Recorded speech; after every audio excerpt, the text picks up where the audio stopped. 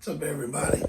Slugging here. Doing a little bit of a different style video. No fishing, no concrete today. I'm going to actually work on my dryer. We got a Maytag Centennial. This is what it looks like. Sorry for the lack. My washer and dryer room's not so big and I can't get the camera back far enough, but Centennial right there, you can see Maytag. We're going to try to take it apart. I'm going to give you a little demo of what it's doing. In case yours doing it, you'll be able to possibly fix it the way I'm going to fix this one, hopefully. So I'm going to cut it on and let you hear. It'll start hopefully making some noise in a second.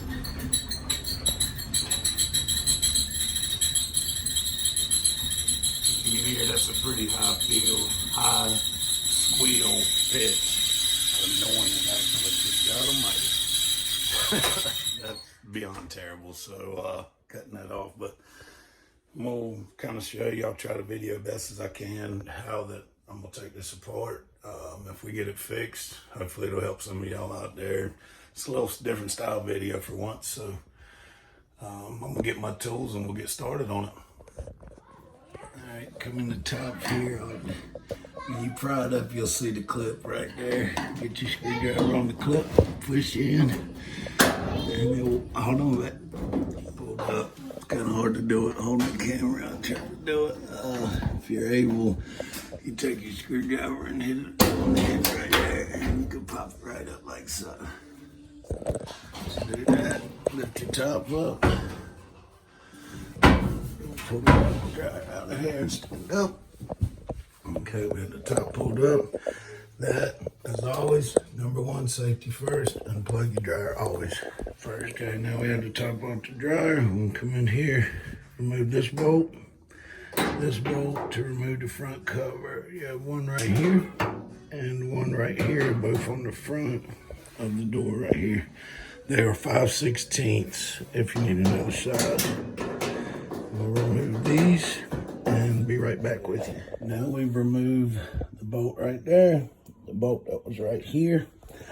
So we're going to remove the front. You're going to be careful to kind of support the drum when you take the front off. I'm going to do this best I can, one-handed. You're going to pull this forward and then get up. All right, I'm going to have to do this real quick. The drum is now wobbling and hitting this area around and also rubbing on the belts because all the wheels, the bearings feel good in them, everything feels good. I'm going to lubricate them. I'm going to lubricate the motor here.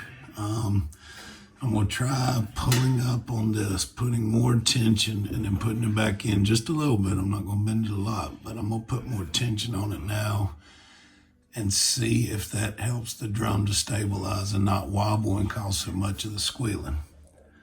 So I'm gonna do that, lubricate this, lubricate that, little lube there and there, put a little more bend back in it, basically where it'll be up more, and reinstall it and try it and see if it works. Lubricating stuff, I found the squeak, and the squeak is actually in this wheel, and I will show you how I know. You hear that?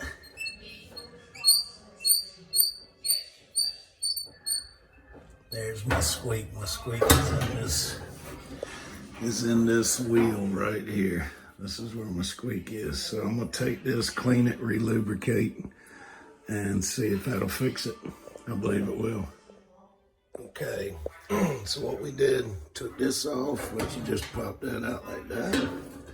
Reinstalling this, put it back in. I've run the belt back through. The belt goes through the loop on the bottom, like so. Around the motor head, motor pulley. Lock that back in. And when we do this now, a minute ago, everybody I'm sure heard the squeaking. Now when we do it, nothing at all. Zero, zilch. Pull this, turn the motor. No problems. It was all in this wheel, all that squeak, and all I did was take that wheel out, wipe it off, and lubricate it with some thick lubricant. I actually had some pneumatic tool oil. It was the thickest oil I have. Put it down in there, worked it in good, spun it. I did both sides, this side and this side. Squeal appears to be gone. We're gonna put a little lubricant here and a little bit here, put it back together, turn it on, and see if our squeak's finished. The problem was that wheel was making a lot of squealing. I think it just needs lubricating. It's just from 4 or 5 years of use. It's gotten to be pretty wore out. So again, Maytag Centennial dryer. If yours looks like that or anything like it, from what I understand, they're all the same. As far as the guts, there's a motor, a tensioner, a belt, a few pulleys and wheels, and I don't know all the technical terms, but pretty much that's all they are. So if you've got a loud squeak, loud noise, altogether that took me 30 minutes. Flathead screwdriver and a nut driver, 5/16, 30 minutes of my time and $0. So I encourage you, if you have a problem with yours squeaking but still working, try what I tried. If this video helps you out and if you got any questions or comments, please leave them in the comment section. I'll help you out if I can. I'm not a repairman. I'm just a simple do-it-yourselfer with common sense, and what I tried obviously worked today. So see you next time here on Atlantic Coast Fishing. Thanks for watching.